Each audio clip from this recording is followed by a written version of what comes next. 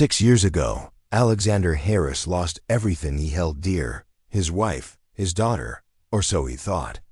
But one fateful encounter with a little girl bearing a familiar birthmark ignites a journey of shocking secrets, hidden betrayals, and a fight for the family he never stopped believing in. Before we dive into this, hit the subscribe button and tell us from where in the world you're watching from. The rain had a way of washing memories into the gutters, as if the sky itself was too heavy with grief to hold back its tears. 6 years ago, I stood on a roadside littered with twisted steel, shards of glass scattered like cruel jewels, and the metallic taste of despair thick in the air.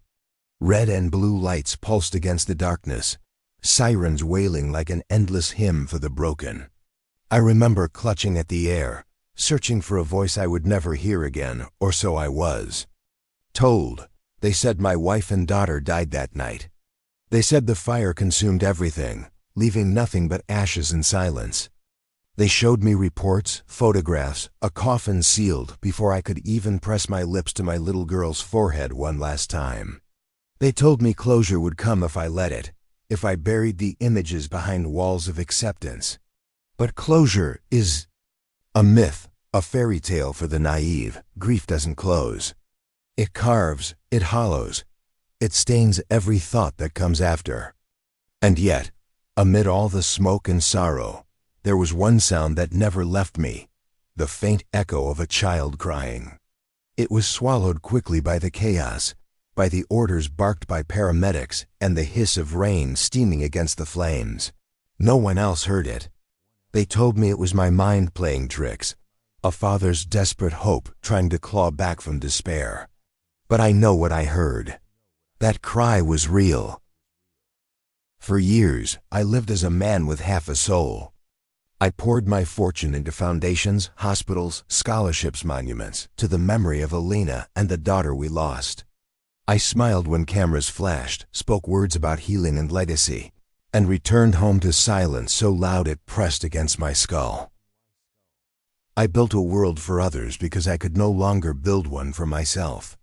Every act of kindness was a penance, every donation a futile attempt to pay a debt I could never settle. But in the quiet moments, when the world turned away, there was always that question gnawing at me. What if? What if the reports were wrong? What if the fire did not take everything? What if the faint cry I heard wasn't a ghost in my mind, but the last tether to the life I lost? It was a thought I smothered under rationality. Evidence, they said, doesn't lie. Bodies burned beyond recognition. DNA confirmed. End of story. Yet truth has a way of shifting beneath the weight of certainty, like earth crumbling beneath steady feet. There was one detail no one else knew, a secret etched into my memory as deeply as if it had been carved into my skin.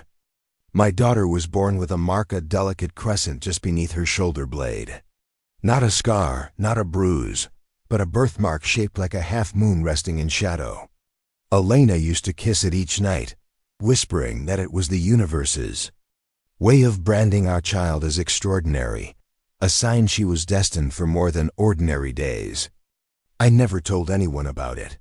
Not the doctors, not the nurses, not even Elena's sister Veronica, who hovered close in those early years. It was ours alone, a small celestial secret in a world too vast and careless to notice such things. When the accident happened, and they handed me a file filled with conclusions, I clung to that memory as though it were proof against everything they claimed. But no one asked, and I never spoke it aloud. Some truths are too fragile to trust in the mouths of others. For 6 years, I drowned myself in a life without color. Faces blurred into one another, laughter scraped against me like sandpaper, and the world became a dull theater where I played my part without conviction. I was a philanthropist, a recluse, a man both admired and pitied. But beneath the surface, the storm never ended. And then, one unremarkable afternoon, when I believed all the threads of my life had been severed for good, I saw her.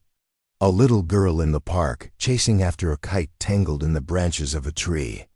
Her laughter rang out like the memory of sunlight, and for the briefest moment, I allowed myself to watch her the way a starving man studies bread he cannot touch. It was nothing more than a fleeting ache in the chest, until she stumbled, fell, and the neckline of her dress shifted. I saw it, clearer than memory, sharper than any dream. That crescent mark nestled beneath her shoulder blade. The same curve, the same shadow, as though time had folded in on itself and delivered me a fragment of what I had lost. I remember the way my breath caught, how the air seemed to turn solid in my lungs. My heart thundered not with joy, but with terror. Because the world doesn't return what it takes, not without a cost. And if fate had hidden her away, if life had spun lies around her survival, then someone somewhere had chosen deception over truth. That night I returned home and sat in the dark, staring at the rain streaking down the windows, just as it had 6 years ago. The silence was no longer empty. It was heavy, oppressive, filled with questions that clawed at the edges of my sanity. Why had I been told she was gone? Who had buried the truth? And why had fate chosen now, after all these years, to place her back within reach? I could still hear the echo of her laughter in the park, a sound so achingly familiar it hurt. My wife's voice had once carried that same warmth. And in that laughter, in that birthmark etched by destiny itself, I found not hope but a haunting. Because if she was alive, then Elena's fate was tangled in lies just as cruel. The past, I thought, buried was no grave at all, it was a locked room, and the key had just been placed in my hand. The child's laughter was the sound of a door creaking open, revealing shadows long hidden. And I knew, with the kind of certainty that chills the blood, that nothing in my life had been as it seemed. They told me my wife and daughter were gone. That night, they told me to bury the pain and move forward. But life has a way of hiding truths in the shadows, waiting until the silence is unbearable before it whispers them back into the light. And so I sit here now, 6 years older, 6 years hollowed by grief, holding onto one image I cannot unsee, a child with a crescent moon etched into her skin, running through the park as if the universe itself were mocking me. There are secrets in this world that do not rest, no matter how deeply they're buried. And I know, with every beat of my fractured heart, that mine has just returned to claim me. Because years later, in the laughter of a stranger's child, I saw the mark I once kissed goodnight. The mark that proved blood remembers what lies in fire cannot erase. And with that single glimpse, everything I thought I knew shattered. The truth has been waiting, waiting for the moment I could no longer deny it. And I have learned, far too late, that the past is never finished with us. For 6 years, I lived with ashes. But now, the fire is alive again. And somewhere, hidden just out of reach, is the answer to the question I feared to ask. Who kept her from me, and why? The rain has returned. The shadows are shifting. And I know, with a dread that feels almost like hope, that my story has only just begun. Alexander Harris was not born into wealth. His earliest memories were of a 2-room flat with wallpaper peeling in corners, the faint hum of a leaking refrigerator, and his mother humming hymns while she sewed by the light of a weak bulb. His father had been a laborer, hands cracked and calloused, a man who carried silence as if it were a permanent burden. Alexander grew up between those two worlds, his mother's soft warmth and his father's stoic resilience. By 16, he knew what hunger felt like and what it meant to wear shoes too small, because there was no money for new ones. He remembered standing in the rain outside the corner store, offering to carry groceries for strangers just to bring home a loaf of bread. Those days carved into him a quiet promise. If life ever gave him more than he needed, he would never hoard it, he would give. It was during those years, at a neighborhood library, that he met Elena. She had been standing in the history aisle, a worn leather-bound book open in her hands, the light catching her hair in a way that made her seem untouchable. He had walked past her twice, pretending to search for something, before finally mustering the courage to ask what she was reading. She had looked up with eyes that seemed to laugh even before her lips did. Stories of people who built empires. She'd said, "Why, are you planning on building one yourself?" It was meant as a tease, but Alexander had felt something ignite inside him. "Yes," he had replied, surprising them both. What began as study sessions turned into walks through the park, long conversations about dreams and fears, laughter. In crowded cafes where neither could afford more than coffee. Elena came from a family better off than his, but she never made him feel small. She believed in him before there was anything to believe in, telling him that greatness wasn't measured in wealth, but in the courage to dream beyond one's circumstances. By the time they married, Alexander was already carving his place in the business world. He started small, importing spare machine parts, fixing what others threw away, and selling them at a fraction of the cost. From there, he expanded, learning the patterns of markets like a musician reading notes on a page. Elena stood by him, often scribbling ideas on napkins when inspiration struck at midnight. She wasn't just his partner in marriage. She was his compass, the steady hand that pointed him toward compassion when ambition threatened to consume him. When their daughter was born, Alexander thought he had discovered a new form of wealth. He held her in the hospital room, her tiny fingers curling around his thumb, and in that instant, every hunger, every wound from his childhood seemed to heal. They named her Anna, and he swore silently that no shadow of his past would ever touch her. At night, he would cradle her in his arms, singing lullabies off-key but with a devotion that made Elena laugh softly from the doorway. Sometimes he would trace his finger over the little crescent birthmark beneath her shoulder blade, marveling at it as if it were a seal placed there by destiny itself. He called it her moonlight kiss, telling her, even though she could barely understand words, that it meant she was chosen for something extraordinary. Those nights were the purest of his life, the quiet hum of the city beyond the window, Elena's gentle hand brushing against his shoulder, and Anna's soft breaths as she drifted to sleep against his chest. He had built companies, acquired properties, signed contracts worth millions, but nothing compared to the moment his daughter would stir and murmur a sleepy "Papa" before sinking back into dreams. Elena often teased him for his devotion. "You're going to spoil her," she'd say, though her smile betrayed that she adored every second of his tenderness. It was Elena who deepened his compassion, reminding him again and again that wealth was not an end but a tool.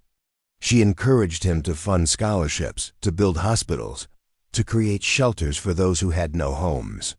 Whenever he hesitated, worrying about profits and losses, she would simply take his hand and whisper, "What's the use of building an empire if it doesn't leave the world better than we found it?"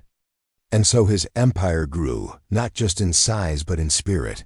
He became known not only for his sharp business sense, but for his generosity, for the quiet way he invested in people no one else believed in. When asked why, he always credited Elena. "She gave me vision," he'd say. But privately, he knew it was more than that. Elena was the anchor that kept his heart from drifting too far into the cold seas of ambition. Yet not everyone celebrated their happiness. From the beginning there was Veronica, Elena's sister. Where Elena radiated warmth, Veronica carried a sharper edge, her smile always a fraction too calculated, her eyes quick to measure what others had before tallying what she lacked. She congratulated them at their wedding, hugged Alexander with a firmness that felt more like possession than affection, and whispered, "Take care of her, or I'll never forgive you." On the surface, she played the role of doting aunt, arriving at birthdays with expensive gifts, offering to babysit, inserting herself into their lives with practiced ease. But Alexander noticed the way her gaze lingered on his house, the way her voice sharpened when Elena spoke of their plans. There was envy there, coiled tightly beneath her polished exterior, an envy that sometimes flickered into words too sharp to be jokes. One evening, after a dinner party, Alexander overheard Veronica speaking to Elena in the kitchen. Her tone was half a laugh, half a blade. "You always land on your feet, don't you? The perfect husband, the perfect daughter, the perfect life. Some of us have to fight for scraps, Elena." Elena had brushed it off, but Alexander never forgot it. Jealousy, he knew, was a seed that grew best in silence. And Veronica's silences were long, heavy things. For a while, though, happiness was louder. Alexander poured himself into fatherhood, finding more joy in teaching Anna how to ride a bicycle than in sealing multi-million-dollar deals. They took vacations to places filled with light beaches where Anna built castles in the sand, mountains where she clung to his shoulders as they hiked trails lined with wildflowers. He memorized the curve of her smile, the way her eyes mirrored Elena's, the sound of her laughter when he spun her around in the garden. It was a life that felt untouchable, as though fate had finally balanced its scales. But fate, Alexander would learn, has a cruel sense of timing. The birthdays were Elena's favorite occasions. She loved decorating the house herself, stringing ribbons and balloons with Anna's help, baking cakes that somehow tasted of both joy and nostalgia. Alexander often teased her for refusing to let anyone else handle the details, even when she had staff who could do it all in half the time. "Because it matters," she would reply, smudges of flour on her cheek. "One day, when she's grown, she'll remember the smell of these cakes, the way the streamers looked, the sound of us laughing. She won't remember the office meetings you skipped or the money in the bank. She'll remember love." And so, each year, their home became a wonderland of childhood. Alexander would watch from the doorway as Elena lit the candles, her eyes reflecting the tiny flames, and Anna clapped her hands in delight. He would stand behind his daughter, guiding her hands as she leaned forward to blow out the candles, whispering in her ear, "Make a wish, moonlight." Those moments were etched into him, layered like gold leaf over the darker memories of his youth. He thought foolishly that they would last forever. But Veronica was always there, hovering at the edges of those celebrations. She would arrive with expensive toys, ostentatious jewelry for Elena, and wine too rare to be casual. Her compliments were heavy with implication. "You're lucky, Elena," she'd say, placing a manicured hand on her sister's shoulder. "Most men don't worship their wives the way Alexander worships you." Alexander would catch her eyes sometimes, lingering too long, searching him in ways that made him uncomfortable. He would shift closer to Elena, drawing invisible lines between them, but the unease remained. It was on Anna's 6th birthday that the unease turned into something heavier. The house was filled with laughter, with children darting between tables stacked with food, with music spilling from speakers. Alexander had been crouched beside Anna as she tore the wrapping off a new dollhouse, her squeals of delight filling the room. Elena had stood above them, smiling, her hand resting lightly on Alexander's shoulder. For a moment, the world had been perfect. He looked up, meeting Elena's gaze. They shared a smile, the kind of wordless exchange built on years of love. Then his eyes shifted across the room and caught Veronica watching. Not the children, not the party, but them. Her smile was thin, brittle, stretched across her face like glass about to crack. Later that night, after the guests had left and the house had fallen into a drowsy quiet, Alexander carried Anna upstairs. She clutched the new doll to her chest, already half asleep, her head heavy against his shoulder. He laid her gently in bed, pulled the blanket over her, and pressed his lips to the crescent mark on her back. He whispered the words he always did. "Moonlight kiss. Don't ever forget how loved you are." Downstairs, Elena was cleaning up the kitchen, humming softly. Alexander leaned against the doorway, watching her, memorizing the way her hair fell across her face, the way she swayed to a song only she could hear. "I don't deserve you," he said quietly. She looked up, eyes sparkling with mischief. "Well, at least you admit it." They laughed, the sound mingling with the faint hum of the refrigerator, with the settling sighs of a house full of memories. Alexander didn't know then that those smiles, the laughter, the warmth of that evening, the sight of candles flickering on his daughter's cake would be the last he would see for years. The night it all came undone was dressed in rain. Not the soft kind that drizzles against windows like a lullaby, but a relentless storm that lashed at windshields and turned streets into rivers of reflection. Alexander remembered the wipers thrashing back and forth, barely keeping pace with the downpour, the headlights slicing through veils of water that seemed intent on swallowing the world whole. Elena sat beside him, her hand resting lightly on his arm, while their daughter sang a tune in the back seat, something about candles and cake, her little voice tripping over the words but radiant all the same.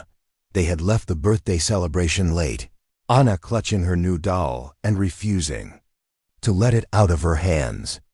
The air inside the car was warm with the remnants of laughter, with the sugary scent of cake still clinging to her hair.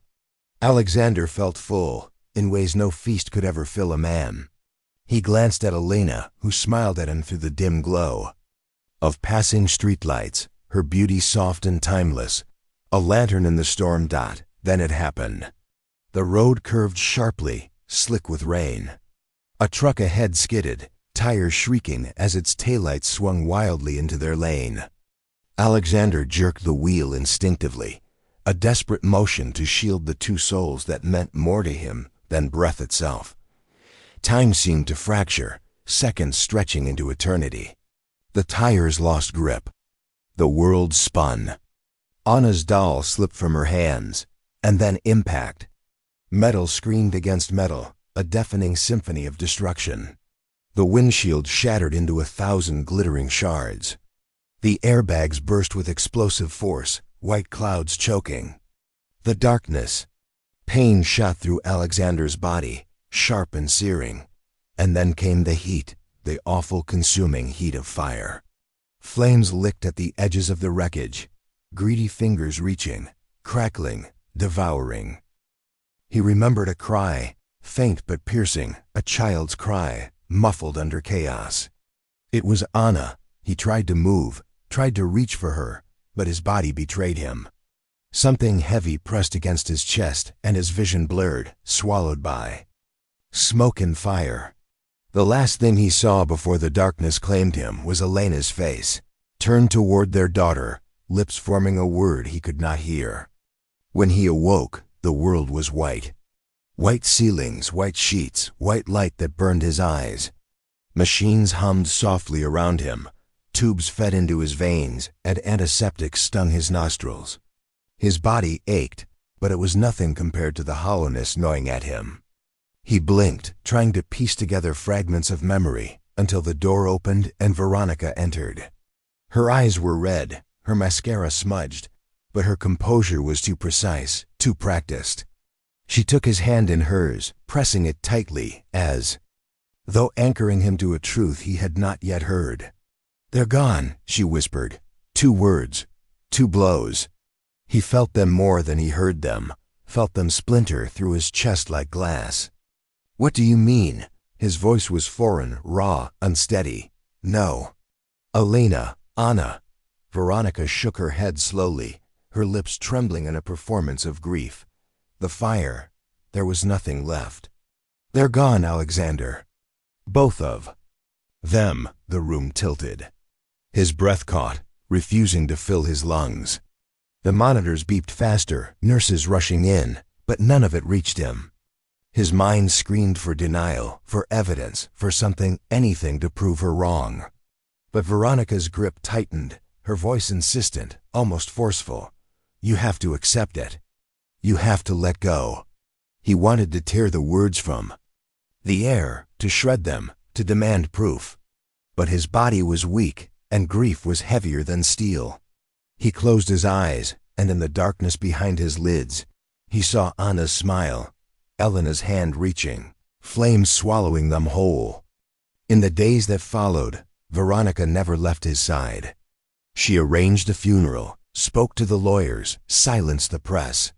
She fed him sedatives, her hand pressing cups of water to his lips, her voice wrapping around him like velvet chains. To the world, she was the grieving aunt, the loyal sister. To Alexander, she became the voice that decided what he should hear and what he should forget. When he asked to see the bodies, she shook her head. "You don't want to remember them that way, trust me." When he begged for details, she would place her hand on his cheek, tears glistening in her eyes. "Don't torture yourself." It was quick. They didn't suffer. But in the quiet of night, when he lay awake in that too-empty house, he would hear it again, the cry. That faint, piercing cry he swore had reached him before the darkness took him. No matter how many times Veronica whispered assurances, the memory refused to die. Grief did not kill Alexander. It hollowed him. He moved through the days as if through fog, his body dressed in suits, his mouth speaking at board meetings, his hands signing checks, but none of it belonged to him anymore. The world looked at him and saw a man of wealth, a philanthropist turned tragic figure. They called him noble, resilient. But he knew the truth. He was a ghost walking among the living. The mansion became a mausoleum. Every corner whispered of Elena, her perfume lingering in drawers, her handwriting tucked into recipe books, her laughter caught forever in home videos. Anna's toys remained in her room, untouched, as though waiting for small hands that would never return. He would stand at the doorway some nights, unable to cross the threshold, watching the shadows play across the dollhouse she had once adored. The silence inside those walls pressed against him, suffocating, until even the sound of his own footsteps seemed an intrusion. Veronica stayed close, too close. She would visit often, arriving with food he never touched, with words that slid into his ears like silk and barbs at once. "You must move on," she told him. "You can't spend your life locked in grief." Yet her actions belied her advice. She encouraged his isolation, gently discouraging visits from friends, dismissing calls, intercepting letters. "They don't understand what you've been through," she would say, resting her hand on his. "But I do. I'll always be here." In his weakened state, Alexander didn't see the manipulation. He only saw a familiar face in a world that had been emptied of meaning. He let her handle his correspondence, his affairs, the very rhythms of his life. And while she smiled at him with sisterly sorrow, he sometimes caught a flicker in her eyes, something sharper, hungrier. But grief has a way of numbing the instincts that would normally sound alarms. He buried his doubts under exhaustion and allowed himself to drift. The only clarity he found came in the moments he revisited the accident in his mind, the skid, the crash, the flames. And always, always the cry. That single sound haunted him more than any grave, for it was not the cry of a spirit departing. It was the cry of a child fighting to live. He tried once, months after the funeral, to voice his doubt. "What if?" he began, his voice cracking. "What if she didn't? What if Anna survived?" Veronica's face shifted instantly, sorrow hardening into something firmer. She grasped his hands, her nails digging into his skin. "Don't," she whispered, her tone sharp as a blade masked in velvet. "Don't do this to yourself. They're gone. Do you hear me? Gone. You'll destroy yourself chasing ghosts." Her certainty silenced him, but the doubt never left. It remained like a thorn buried under skin, festering in the quiet hours of night.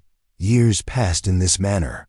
Alexander poured his fortune into philanthropy, but not out of magnanimity, it was penance. Every hospital wing bore their names. Every scholarship carried Anna's memory. Every shelter was a temple built for Elena's compassion. He gave and gave and gave, as though he might bribe the universe into forgiveness.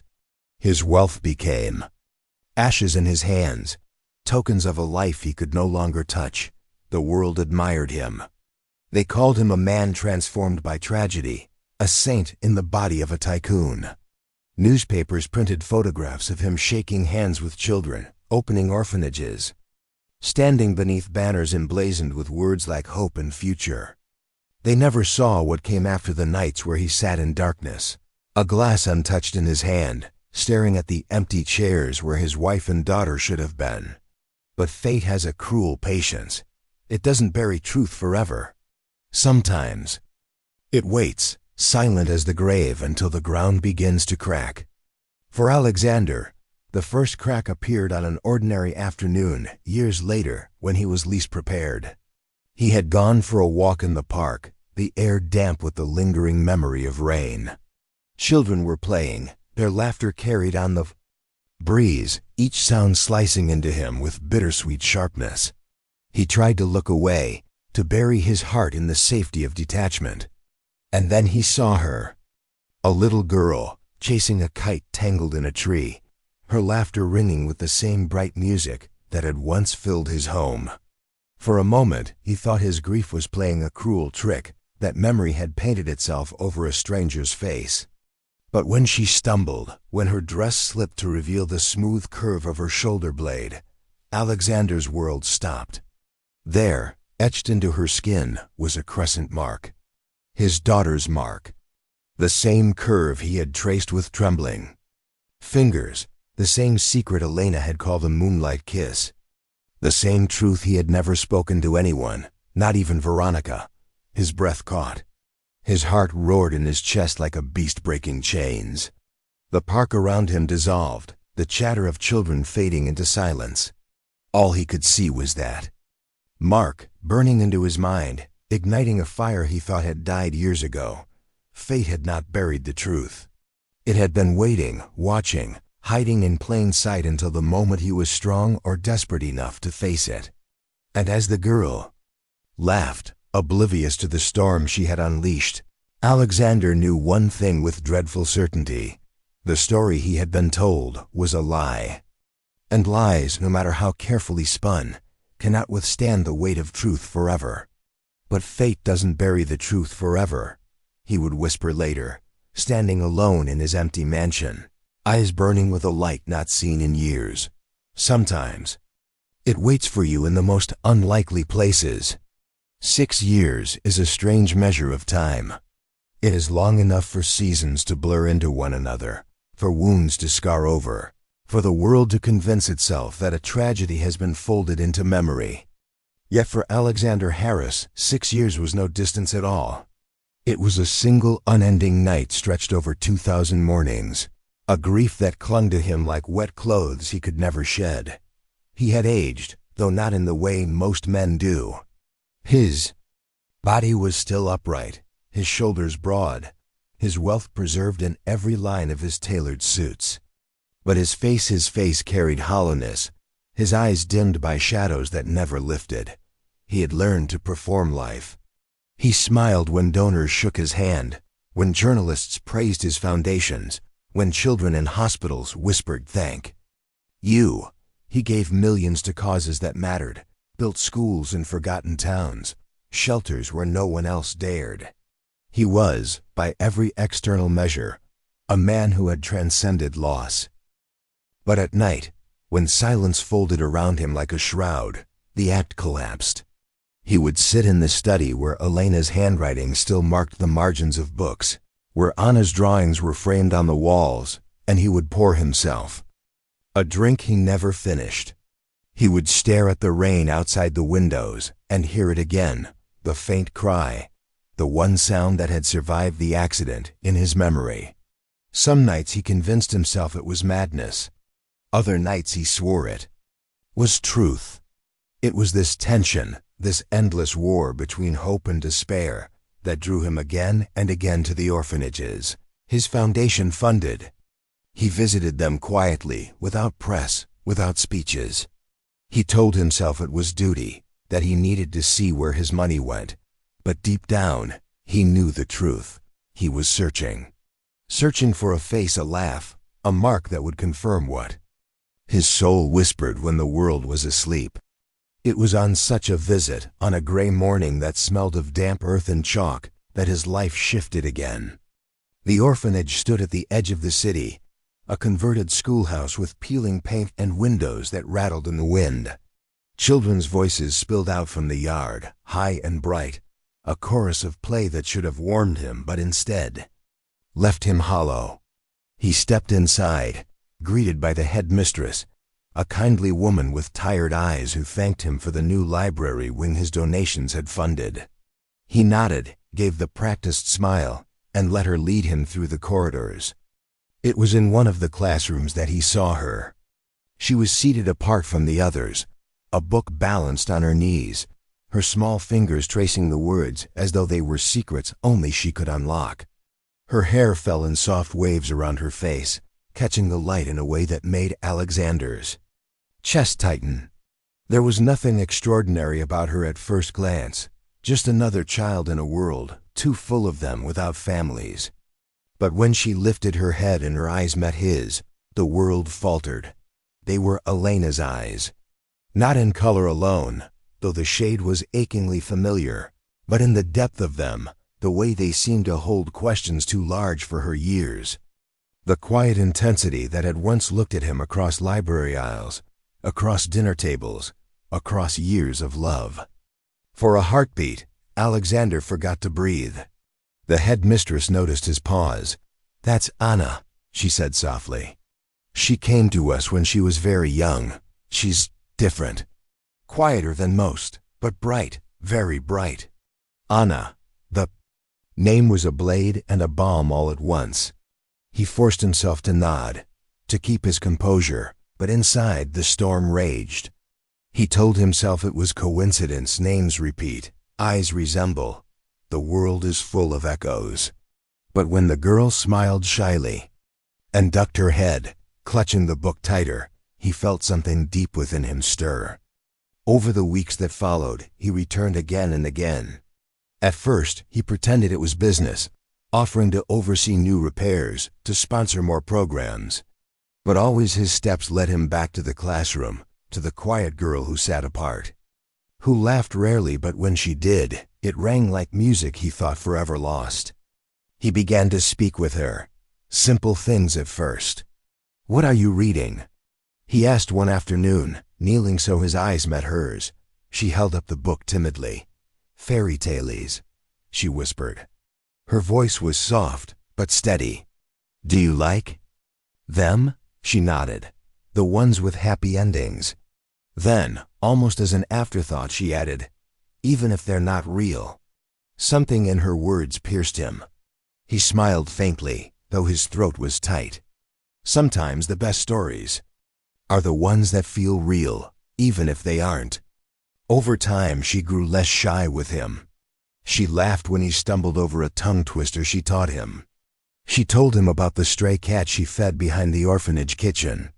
She asked him questions no other child dared, why he wore such expensive watches, why his voice sometimes sounded sad even when he smiled. He found himself answering honestly, in ways he hadn't spoken to anyone in years. But it was one afternoon, when she tripped in the yard and he rushed to help her up, that the world fractured again. Her dress slipped slightly on her shoulder, and for the briefest moment, the skin beneath was exposed. He froze. There it was, the crescent. The birthmark shaped like a half-moon, delicate, undeniable. His breath stuttered. The sound of children playing dimmed to silence. His hand trembled as he steadied her, his eyes locked on that mark as though it were a doorway to everything he had lost. She looked up at him, confused by his stillness. "I'm okay," she said softly, brushing dirt from her knee. But Alexander was not okay. He was trembling, caught between the gravity of revelation and the terror of madness. Could grief carve illusions so vivid? Could hope resurrect hallucinations? Or was this the mark, the eyes, the laughter, the truth he had been denied all these years? That night, he returned home and sat for hours in the dark, hands clenched, mind tearing itself apart. He wanted to believe. God, he wanted to believe. But belief was dangerous. Belief could shatter him if proven false. And then came Veronica. She appeared the next morning, unannounced, stepping into his home with the authority of someone who had long since claimed it. She looked polished, her smile practiced, but her eyes narrowed when he mentioned the orphanage.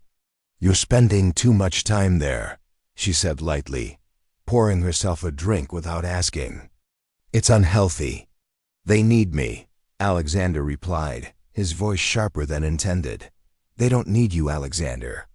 They need your money, and you've given them plenty. What are you really looking for there?" Her gaze was piercing, calculated. He hesitated, then spoke the truth in a whisper. "There's a girl. She reminds me of Anna." Veronica's glass froze halfway to her lips. For a moment, something flickered in her expression, alarm, quickly masked by disdain. She set the glass down carefully and crossed the room. "Alexander," she said softly, almost pitying, "you're seeing ghosts. You've always done this. You can't keep torturing yourself with fantasies. Your daughter is gone. Accept it." He shook his head, fury rising in him for the first time in years. "You don't understand. She has the mark, her mark." But Veronica's face hardened, her tone sharpening into command. "No, you will not go down this road. Do you hear me? That child is not yours. She never was. And if you keep this up, you'll destroy what little peace you've built." Her words struck him, but they did not erase the truth he had seen with his own eyes. The mark was real. The laughter was real. No manipulation could strip that away. That night, he returned to the orphanage again, unable to resist the pull. He found Anna asleep in the infirmary after a long day of play. He stood at the doorway, watching her small chest rise and fall, her fingers curled around the blanket. For the first time in years, he felt something like hope bloom painfully inside him. And then, in the silence, she stirred. Her lips moved, whispering words caught between dream and waking. "Mr. Harris," she murmured, her voice thin. Then, softer still, a word that froze his soul. "Dad."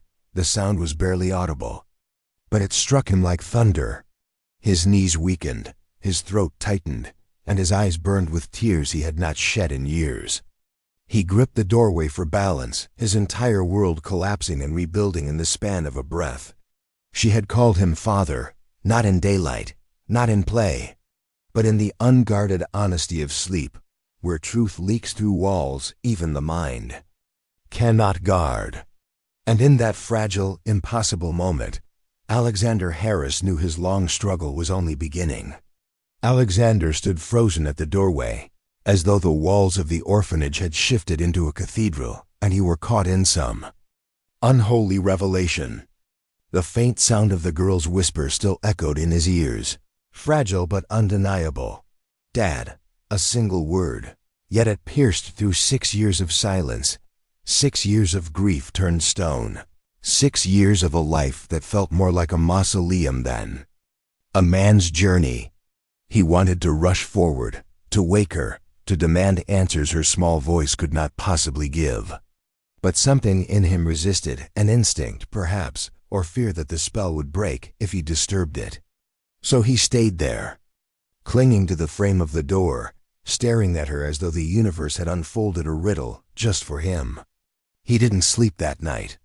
When dawn bled across the city, he sat in his study, still wearing yesterday's clothes, his hands trembling over a glass of untouched whiskey.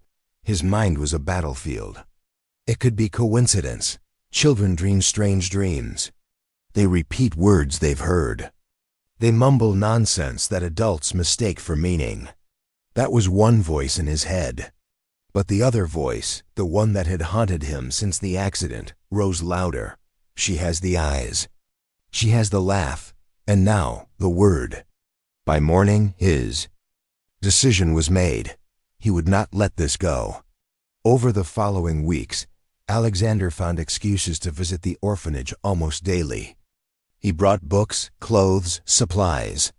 But mostly, he sought her company. Anna seemed to accept him easily, as though she'd been waiting for him all along. When the other children crowded around, she hung back. But when he came, she would drift. Closer quiet, cautious, but present. One afternoon, he brought her a sketchbook. "For your drawings," he said. Her eyes lit up, the kind of light that reminded him of candle flames on birthday cakes long past. She flipped through the empty pages reverently, as though he had handed her treasure. "Draw anything you like," he encouraged. She nodded, then bent her head over the first page. When she was finished, she turned it toward him. It was a house, not the orphanage, not anything simple, but a sprawling home with tall windows, a garden filled with flowers, and two figures standing beside a little girl. A man and a woman, hand in hand. Alexander's breath caught. "That's beautiful," he managed. "Whose house is it?" She shrugged, feigning nonchalance, though her voice betrayed a softness. "A house I dream about sometimes. I think it's home." The word shattered something inside him. In the nights that followed, he wrestled with himself. Reason told him to walk away. He had no proof, only fragments' eyes, a birthmark, a whispered word in sleep. To pursue this could ruin him. What if it was madness? What if grief had finally unmoored him completely? But each time doubt rose, he remembered her laugh, the way she tilted her head when she studied him, the way she said his name, Mr. Harris, with a strange kind of reverence, as though the syllables carried weight. Even she did not understand.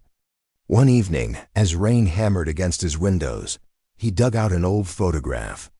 It was of Elena cradling Anna as an infant, the crescent birthmark faint but visible beneath the lace of her christening gown. He stared at it for hours, comparing the lines, the curve, the exact shadow of that mark against what he had seen on the girl at the orphanage. It matched perfectly. He felt madness closing in on him, not because he doubted, but because he believed too much. It was then that Veronica reappeared, sharper than ever. She visited without warning, striding into his study as though she owned it. "You've changed," she said, narrowing her eyes. "There's something in you, a restlessness. What is it?" Alexander's instinct was to hide it. But grief, worn so long, had turned into defiance. "I found a girl," he said simply. "At the orphanage." Her lips tightened. "I told you before, Alexander. This obsession will destroy you. She's not your daughter. She has the birthmark," he snapped. Veronica's mask slipped for a fraction of a second, shock flashing before she smoothed it away. She sat down opposite him, crossing her legs with deliberate calm. "Birthmarks are common. Don't fool yourself with illusions. It's the same mark, the same curve, the same place. And she called me Dad." Veronica's voice sharpened, cutting through the air. "She didn't call you that. She's a child in an orphanage. Children cling to anyone who shows them kindness. They dream, they imagine. You're twisting it into something it isn't because you can't let go." Her words were like venom, but Alexander noticed what lay beneath them. She was too forceful, too urgent, almost afraid. "Why does it matter to you?" he asked quietly. Veronica's eyes flashed. "Because you're my family, and I can't watch you destroy yourself over phantoms." But he no longer believed her. Something in her insistence revealed what she wanted to hide. She wanted him to doubt. She wanted him to turn away. And if she wanted that so desperately, then perhaps the truth was closer than he imagined. The next day, he returned to the orphanage. Anna was in the garden, crouched near a row of daisies, her fingers brushing the petals with a tenderness that made his throat ache. He approached slowly, not wanting to break the fragile peace around her. "What are you doing?" he asked. She looked up, smiling faintly. "Talking to them." "The flowers?" She nodded. "If you're gentle, they listen. Mama used to tell me that." The word struck him like a hammer. Mama. He crouched beside her, struggling to steady his breath. "Do you remember your mama?" Anna hesitated. Then in a whisper, "Sometimes, in dreams." She had hair that smelled like roses. And she sang. "To me." Alexander's vision blurred. "Elena, it had to be." Before he could speak, the headmistress called Anna inside. He was left kneeling in the dirt, shaking, the rain threatening to fall again. That night, in his mansion, he walked the halls for hours. Every portrait of Elena seemed to stare at him. Every echo of Anna's childhood seemed louder than ever. He pressed his hand against the cold glass of the window, whispering, "It's her. It has to be her." But then came the fear. If it was true, if Anna had survived, then why had he been told she was gone? Why had Veronica silenced him all these years? And what had happened to Elena? The questions circled him like wolves. One evening, after another long day at the orphanage, Alexander sat at the edge of Anna's bed as she drifted into sleep. She murmured again, the same way she had before, "Mr. Harris." "Dad." This time, he reached out and brushed a strand of hair from her face. His hand trembled, but the moment felt sacred. "I'm here," he whispered. "I'll find the truth. I promise you." The girl didn't stir. She only sighed softly, her small hand curling toward his, as though instinct recognized what the world had hidden. And Alexander knew there would be no turning back. The days that followed blurred into a rhythm, but it was unlike any rhythm Alexander had known since the accident. He woke with purpose again, something sharp and insistent that pulled him from the hollow comforts of his mansion. It was not business, meetings or foundation luncheons that filled his calendar now, but hours spent at the orphanage, hours spent with a child who both healed him and threatened to undo what little stability he had managed to cling to. Anna began to greet him with more than shy glances. When he arrived, her eyes brightened, and she would slip her hand into his without hesitation, guiding him toward her favorite spots, the corner of the library where the sun struck the pages, of her books, the garden where she whispered secrets to the flowers, the swing that creaked beneath the weight of her laughter. Her laughter. That was what unmade him most. It rang like an echo from another lifetime, the very sound that once filled his halls. He would catch himself closing his eyes, letting it wash over him, and when he opened them, he expected, almost believed he would turn and find Elena standing nearby, smiling as she always did when their daughter laughed. But when he opened his eyes, there was only Anna, looking up at him with a question in her gaze, as though she could sense the storm raging in him. One afternoon, he brought her to the piano that stood neglected in the orphanage's dusty parlor. "Do you know how to play?" he asked. She shook her head. "My mother used to play," she added softly. He swallowed hard, his throat tight. "Would you like to learn?" She nodded, and he placed her small hands gently on the keys. Her fingers trembled with excitement. He guided her through the simplest melody, his own hands shaking as memories surged.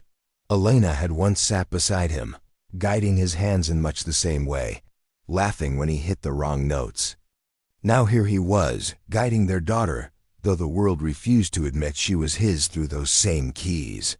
When the notes filled the room, uneven but earnest, Alexander felt tears sting his eyes.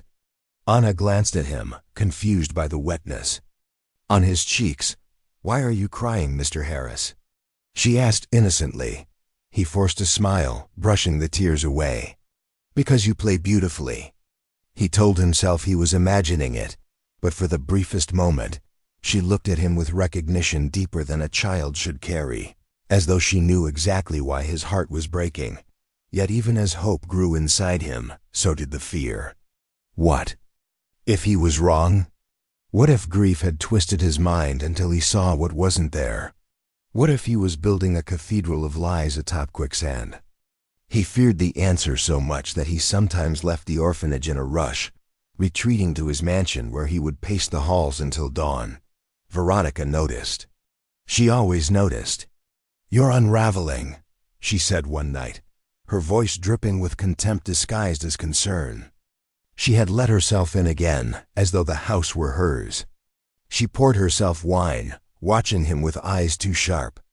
"I warned you. This fixation will destroy you." Alexander slammed his fist against the desk, the sound reverberating through the study. "She has the mark, Veronica. The mark I never told anyone about. Explain that to me." For the first time, her composure cracked. Her glass trembled slightly in her hand before she set it down. "Coincidence," she muttered. "There are no coincidences that precise," he shot back. Her eyes hardened, her mask reforming. "Listen. To me, Alexander, you are vulnerable. That child is not your daughter.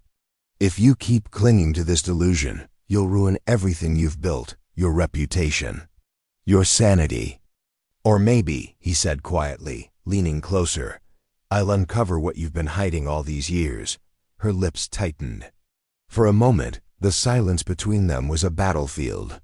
Then she straightened her posture, her tone icy. "Careful. What you accuse me of. Grief makes men reckless." She left soon after, her heels striking the marble with finality. But her warning only deepened his suspicion. If she wanted him to stop looking, it was because she feared what he would find out. In the weeks that followed, Alexander became more deliberate. He asked the headmistress quiet questions about Anna's arrival. The woman offered vague answers. "She came to us very young, no family. Just a file from child services. Nothing unusual." But Alexander felt the gaps in her story. He pressed for the file, but the headmistress hesitated. "Confidential," she said. "I can't release it." He left with frustration gnawing at him. That night, he stared at Elena's old photograph again, tracing the crescent mark visible on their baby's skin. He whispered, "I'll find the truth, no matter what it takes." Anna continued to slip deeper into his heart. She began drawing pictures of the two of them together, sometimes with another figure, always a woman with flowing hair, her face indistinct. When he asked who it was, she would shrug, murmuring, "Mama." One night, after reading her a story, at the orphanage, he lingered as she drifted to sleep. Again, she murmured, "Mr. Harris, Dad." But this time, she added something else, so faint he almost didn't catch it. "Don't go." The plea tore through him. He reached out, brushing her hair from her forehead, and whispered, "I won't, not anymore." But as he left the orphanage, he saw Veronica's car parked across the street, her silhouette visible behind the wheel, watching. The game was no longer subtle. The storm inside Alexander reached its breaking point in the days that followed. His visits to the orphanage had become the anchor of his existence. He no longer cared for the whispers of board members who noticed his absence, nor for the newspapers that wondered why the once invincible tycoon had vanished from society's stage. None of it mattered, only Anna did. But with each visit, Veronica's presence grew more oppressive. She called more frequently, her voice laced with both pity and threat. She appeared at his home uninvited, prowling the halls as though she were measuring them for her own. One evening, he found her in Anna's old bedroom, standing by the dollhouse, her fingers brushing the dust that had gathered there. "What are you doing in here?" he demanded. She turned slowly, her expression unreadable. "Reminding myself of what was lost," she said softly. Then, after a pause, she added with sharpness, "and of what cannot be replaced." Alexander's hands clenched into fists. "You keep insisting she's gone, Veronica, but you're too desperate. Almost. As if you know the truth I'm circling." Her eyes narrowed. For a moment, she looked at him not as a grieving sister-in-law, but as something colder, an adversary. "Careful, Alexander. Some truths are better left buried. Dig too deep, and you'll choke on the dirt you unearth." The words chilled him, but they also steeled him.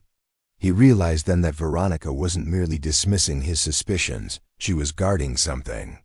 And if she was guarding it, it meant he was right to search. The next day at the orphanage, Anna tugged at his sleeve, pulling him to the library. "Read to me," she asked, holding up a book of fables. He smiled, taking the book, and they settled by the window where light streamed through and fractured patterns. As he read, her head gradually leaned against his arm. His voice faltered, overcome by the simplicity of her trust. For 6 years he had carried silence like a coffin. Now here was a child placing her weight against him as though he were the safest place in the world. When the story ended, she looked up at him. "Mr. Harris," she whispered, "will you always come back?" The question stabbed deeper than any accusation. He swallowed hard. "Yes, always." Her eyes studied him with a depth far beyond her years. Then she nodded, satisfied, and returned to her book. That night, Veronica confronted him again. She cornered him in his study, her voice sharp with anger. "This ends now. Whatever fantasy you're building with that girl, it stops. Do you understand?" Alexander stood his ground. "No. For 6 years I let myself be chained by grief and your whispers. But no more. I saw her mark, I heard her voice. And I will not let you erase that." Veronica's mask slipped, her voice dropping to a hiss. "If you keep pushing, Alexander, you'll lose everything. Your reputation, your fortune, your sanity. Do you want the world to laugh at you? To call you a madman clinging to shadows?" He stepped closer, his voice low but unshakable. "Let them. I don't care if the world thinks me mad. I care about the truth. And if that girl is my daughter, then no lie, not even yours, will keep her from me." For the first time, Veronica faltered. Fear flickered in her eyes before. She turned away sharply, leaving the house without another word. Alexander stood alone in the silence, but he felt something stir in him that had been long dead resolve. The following evening, he found himself once again at Anna's bedside. She had fallen asleep after a long day of play, her small frame curled beneath the blanket. He sat quietly beside her, watching her breathe, his heart heavy with both love and dread. As the orphanage settled into silence, she stirred. Her lips moved, and the words slipped out, fragile but clear enough to shatter him all over again. "Mr. Harris, Dad." The word hung in the air like a benediction. He leaned closer, his hand trembling as he brushed her hair back.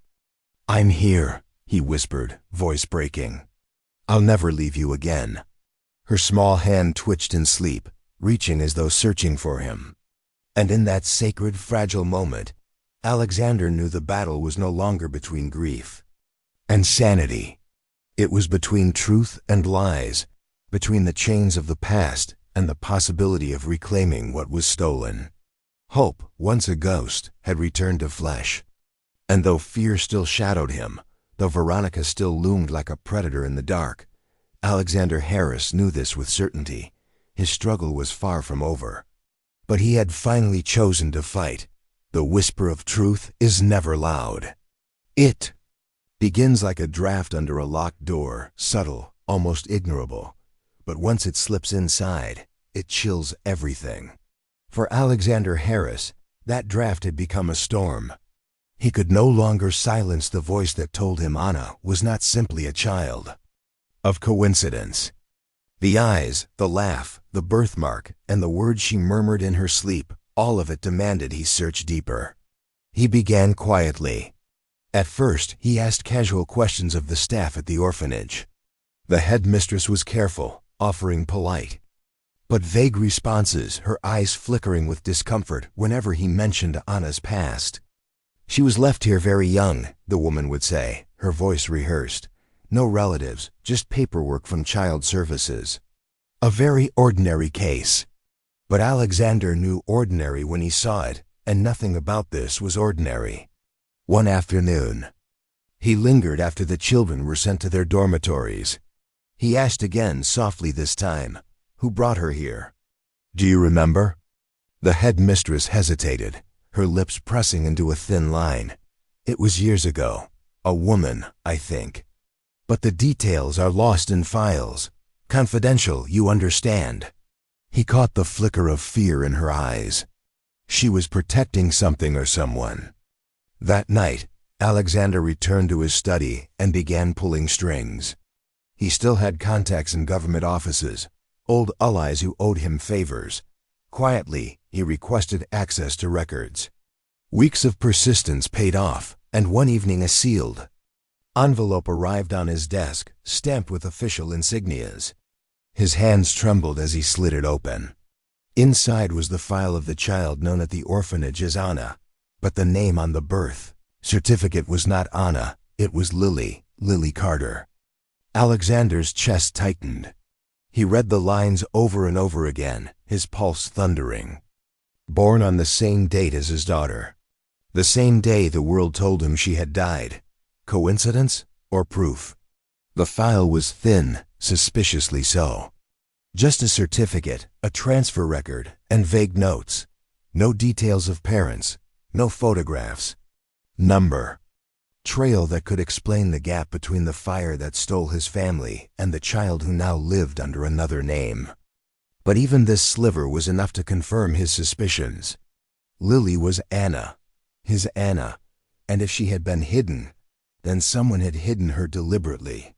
He poured himself a drink, but could not lift it to his lips. His mind reeled back to the years before the accident, to the woman who had haunted his marriage like a shadow, Veronica. Elena's sister had always been near, watching, coveting. He remembered dinners where her laughter rang too loudly, her compliments cutting like glass. He remembered catching her once in Elena's closet, her fingers brushing through gowns, with a longing that soured into envy when she saw him watching. Trying to find a dress? He had asked, half amused. She had smiled tightly. Just wondering what it feels like to have everything handed to you. Her bitterness had deepened over the years. She resented Elena's beauty, her marriage, her daughter, her fortune. Alexander recalled a party where Veronica, already drunk, had leaned in, too close, and whispered, "Do you ever wonder if you married the wrong sister?" He had recoiled, anger burning through him, but Elena had smoothed it over with a laugh, as though her sister's cruelty were nothing but teasing. But Alexander had seen it, the hunger in Veronica's eyes, the gnawing dissatisfaction that nothing could fill. And now, with Anna no, Lily hidden away under false records, the pieces clicked into place. It was Veronica. It had always been Veronica. The realization brought both fury and dread. If she had stolen his daughter, if she had orchestrated the lie of her death, then she had committed a crime far darker than envy. But why? What possible reason could she have had? He decided he would confront her, not in public, but privately, where her mask might crack under pressure. The opportunity came days later. Veronica appeared at his home again, uninvited, carrying herself with the same self-assured poise that had once intimidated him. She moved through his halls as though they belonged to her, pausing to glance at portraits, her lips curved in a smile too cold to be kind. Alexander waited until the servants were dismissed. Then he closed the study door and faced her. "We need to talk," he said. She arched a brow, pouring herself a drink from his decanter. "We always talk, Alexander. You brood, I counsel, you ignore me, and the cycle continues. Not this time." He slid the file across the desk toward her. "Do you recognize this?" Her hand froze on the glass. She glanced down at the papers, and though her face remained carefully composed, he caught it, the flicker of recognition, the tightening of her jaw. "Child Services files," she said lightly. "Why are you showing me this?" "Because her name is Lily," Alexander said, his voice low, vibrating with barely contained fury. "Born on the exact day my daughter was. And because she has the mark. The same mark Elena and I used to call her moonlight kiss." Silence filled the room, heavy and suffocating. Veronica set the glass down with deliberate calm, her eyes fixed on him. "You're losing yourself again," she said softly. "No. For the first time in years, I'm finding myself. And I'm finding her." Her lips curved in something between a smile and a sneer. "Even if she were yours, what would you do? Drag her into your world of wealth and whispers? Destroy her? Peace because you can't let go of your ghosts?" "She's not a ghost," he snapped. "She's my daughter, and you knew, didn't you? You've known all along." Veronica's mask slipped then, just for a heartbeat. A flash of something darker flared in her eyes. Triumph, resentment, hunger, hate. She leaned closer across the desk, her voice dropping to a whisper that carried more venom than a shout. You don't know what you're digging into, Alexander. Some graves are best left closed. The words chilled him more than any denial could have. They were not the words of innocence. They were a warning or a threat. For a long moment, the room seemed to shrink around them, the only sound the ticking of the clock and the uneven rhythm of his breath. Then Veronica straightened, smoothing her dress, her mask sliding back into place. You should be careful, she said lightly, almost playfully. Curiosity has destroyed greater men than you. She left him there, the file still on the desk, her perfume lingering like poison in the air. Alexander sank into his chair, his heart pounding. The truth was closer than ever, but so was danger. And as her words echoed in his mind, he realized one thing with dreadful clarity. If Veronica had buried the truth once, she would do everything in her power to bury it again. The courtroom was colder than stone, though sunlight streamed through tall windows and settled in golden bands across the polished floor. Alexander sat at the long table, his hands clenched, his jaw set, a storm barely contained within him. For 6 years he had been a man hollowed by grief. For 6 years Veronica had spun lies that turned his life into ashes. And now here he was, waiting for the truth to be pried open before witnesses, judges, and the world. Every tick of the clock on the far wall sounded like thunder in his chest. The hush of whispers, the shuffling of papers, the clearing of throats. Noise heightened the tension that pressed like a weight on his shoulders. At the opposite table, Veronica sat poised as ever, a queen without a crown. Her suit was immaculate, her expression serene, but her eyes glittered with venom. She held herself with the same confidence that had once disarmed him, the certainty of a woman who believed control was her birthright. Yet beneath the surface, Alexander saw it, the faint tightness in her jaw, the stiffness in her posture. The mask was cracking. The judge called the court to order. What followed was not simply legal procedure. It was the slow, deliberate dismantling of Veronica's empire of lies. The first witness was the head mistress of the orphanage. She entered nervously, wringing her hands, her voice trembling as she took the oath. At first her answers were cautious, vague, but when Alexander's lawyer pressed, her resolve faltered.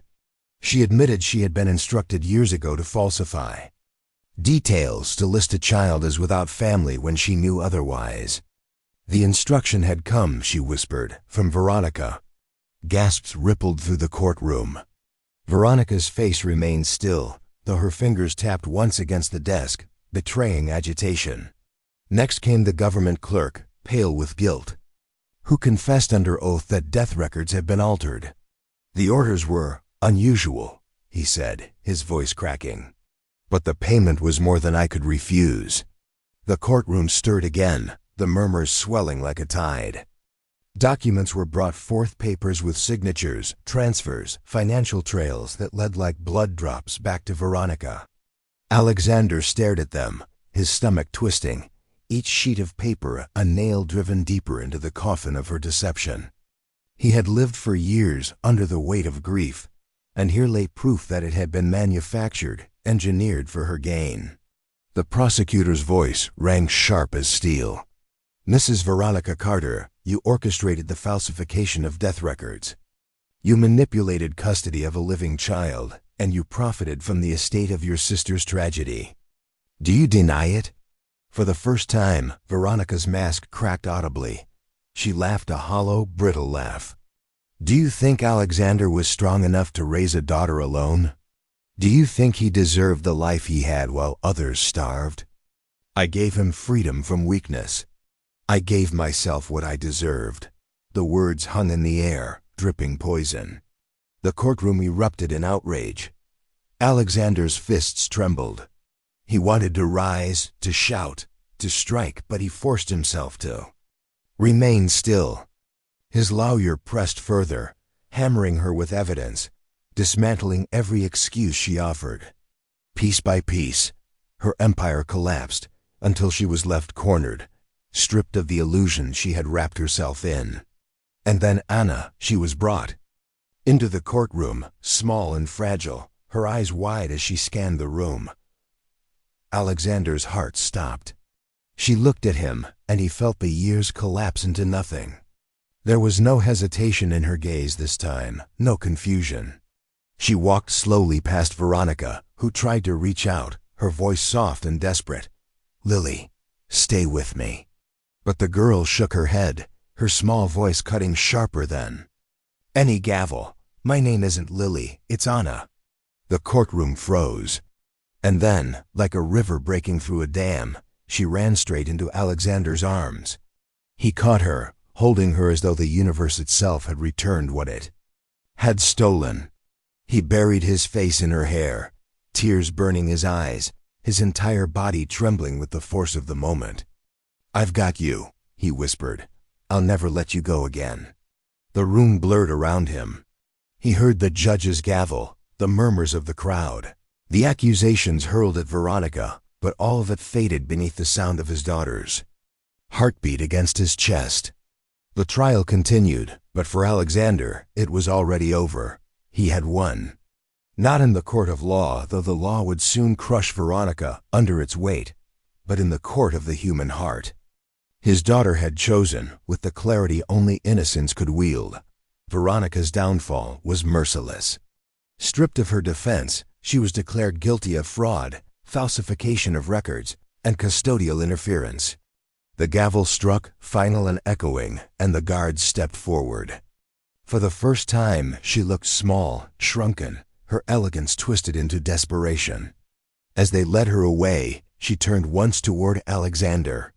Her eyes, once sharp with power, now smoldered with a strange mix of hatred and despair. "You'll regret this," she hissed. "You don't know what power you've awakened." But her words fell hollow, swallowed by the weight of justice. Alexander did not answer. He held Anna tighter, as though to shield her from every shadow Veronica could no longer cast. The old man's voice would tremble later when he recounted this moment. "For 6 years, I thought I was a man with nothing left to lose, and in one moment, I realized I had everything to fight for." The courtroom emptied slowly, the echoes of verdicts and murmurs fading into silence. Alexander remained seated. Anna curled against him, her small hand gripping his as though she feared he might vanish if she let go. And then softly, with the clarity of day rather than the haze of dreams, she spoke, "Dad." The word was steady, deliberate, filled with recognition. Tears streamed freely down his face. The storm of 6 years broke in that instant, and for the first time in forever, Alexander Harris felt whole. There is a strange silence that follows storms. Not the silence of emptiness, but the silence of a world exhaling after it has held its breath too long. That was the silence that settled over Alexander Harris's life in the weeks following the courtroom battle. The roar of scandal, the fury of betrayal, the gasps of revelation, all of it faded into a hush. And within that hush, for the first time in 6 years, he felt something like peace. He and Anna, his Anna, no longer Lily, no longer a ghost, but flesh and blood, spent those first days together cautiously, as though relearning the rhythm of a song half forgotten. At night, he would watch her sleep, marveling at the steady rise and fall of her chest, the little murmurs she made when she dreamed. Sometimes she whispered again, "Dad," and though the word was now spoken freely in daylight, its power struck him no less fiercely in the dark. During the day, they walked through the halls of the mansion that had once been a mausoleum. Anna explored each room with a curiosity that lit corners long buried in shadow. She ran her hands along the grand piano, tapped her fingers against portraits, and laughed at the echo of her footsteps in long, empty corridors. That laughter filled the house, banishing the silence that had pressed so cruelly against its walls for years. But grief is not so easily buried. It lingers, a shadow even when the sun returns. Alexander felt it each time he passed Elena's old study, each time he caught the scent of her perfume lingering in books she once loved. He had his daughter back, but Elena was gone, and nothing could change that. He carried this truth quietly, not wanting to burden Anna, who was only beginning to heal from her own scars. And so one Sunday morning heavy with spring air, Alexander took Anna's hand and said, "There's someone I want you to meet." They drove in silence, through winding lanes lined with blossoming trees, until they reached the cemetery on the hill. The gates creaked as they opened, and Anna clutched his hand tighter. She did not ask questions. She simply followed. They walked together until they reached the grave, Elena's grave. The stone was simple, elegant, carved with her name and the years of her too short life. Alexander had visited often in the years since her death, sometimes speaking aloud, sometimes staring at the stone in silence, always leaving with his heart heavier than when he arrived. But this time was different. This time he was not alone. Anna knelt beside him, her small fingers brushing the carved letters. She traced them slowly, reverently, as though trying to memorize the shape of her mother's name. Her eyes shimmered, and when she looked up at Alexander, her voice was barely a whisper. "This was Mama?" He nodded, his throat tight. "Yes, she loved you more than anything in this world." Anna's lips trembled, but she did not cry. Instead, she reached into the bouquet Alexander carried, plucked out a white rose, and laid it gently against the stone. "I remember her singing," she said softly, "sometimes in dreams. I thought it was just my imagination." Alexander placed his hand on her shoulder. "It wasn't imagination, it was memory. She sang to you every night." The silence that followed was not heavy, it was sacred. Together, father and daughter sat before Elena's grave, placing flowers, whispering words, letting the past and present weave into something whole. Alexander's thoughts wandered as he watched Anna press her forehead against the stone. He thought of the accident, of the flames, of the years stolen by lies. He thought of Veronica, now stripped of her power, her empire of deceit crumbled into dust. He thought of his own blindness, how grief had chained him, how he had nearly surrendered to despair. And then, finally, he thought of this moment, the miracle of holding his daughter's hand at her mother's grave. A miracle born not of chance but of persistence, of refusing to silence the whisper that had haunted him for years. Later, as they sat on the hill overlooking the city, Alexander spoke softly, his words more to himself than to the girl leaning against him. "Sometimes, life takes from you so violently that you think it can never give again. It breaks you, leaves you hollow, and you learn to live with that emptiness, telling yourself it's permanent." He paused, his eyes fixed on the horizon. "But then, it surprises you. And what it gives back, if you're strong enough to hold on to it, can heal even the deepest scars." Anna lifted her head, studying him with eyes so like Alana's it made him ache. "Do you think Mama can see us?" Alexander smiled faintly, brushing a strand of hair from her face. "I don't think she ever stopped." The days turned to weeks, and Alexander found himself rediscovering fatherhood. He walked her to school, helped her with homework, listened as she told him stories about books and playground quarrels. Each laugh, each question, each ordinary moment became extraordinary to him, a treasure he thought he would never hold again. The mansion changed with her presence. Rooms once sealed off were opened, filled with life. The garden bloomed as Anna insisted on planting flowers for her mother, kneeling in the soil with dirt on her cheeks and joy in her eyes. Even the staff, long accustomed to silence, began to smile again. But it was the birthmark, the small crescent beneath her shoulder blade, that became the truest symbol. Once, it had been his torment, the secret proof of what he lost. He had traced it in grief, in memory, in rage against a world that had stolen his child. Now it was no longer a mark of loss. It was a mark of rebirth. Sometimes when Anna fell asleep on the couch with a book in her hand, Alexander would gently brush his fingers over that crescent. And each time he felt the same. Truth echo inside him. Fate had tried to bury love, but love had clawed its way back. Years later, when Alexander would tell his story in the trembling voice of an old man, he always ended with the same reflection. The past is a graveyard, but some graves do not stay closed. And sometimes, what returns is not a ghost, but second chance. On one such evening, he and Anna returned to Elena's grave, carrying fresh flowers. They placed them together, father and daughter side by side, the air still and reverent. Alexander's voice broke as he whispered to the stone, "She's safe now. She's home." Anna slipped her small hand into his and looked up with a smile. "We'll come back again, won't we?" "Always," Alexander replied. They stood there for a while, the silence around them gentle, like the hush of a fire dying in the hearth. And when they left, Alexander glanced once more at the stone, then at the crescent birthmark hidden beneath his daughter's dress. Once, it had haunted him.